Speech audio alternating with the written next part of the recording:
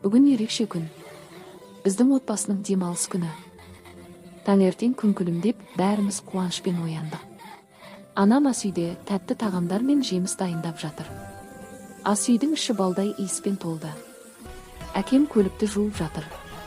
Яхия су шашып бәрімізді күлдіріп қойды. Көлікке отырып бәріміз жолға шықтық деп шаттана айқайладық. Жолда терезеден әдемі табиғатты көрдік. Орманға жеткен соң көрпемізді төсеп әдемі пикник бастадық. Мен сурет салып отырмын. Адиля гүл теріп жүр. Яхия мен әкем доп ойнап жүр. Күннің сәулесі бәрін жарқыратқандай. Анам дәмді тамақ жайып жатыр. Бәріміз бірге дастарханға отырдық. Отбасының күлкісі орманды жаңғыртты. Адиля көбелек қуып жүр. Әр сәт бақыт. Әкем камерасын алып бәріміздің суретке түсірді. Бұл күн мәңгі есте қалады.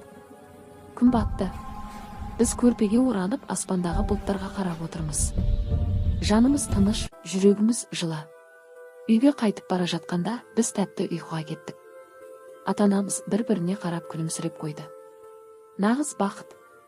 Отбасымен бірге өткізген әрбір сәтте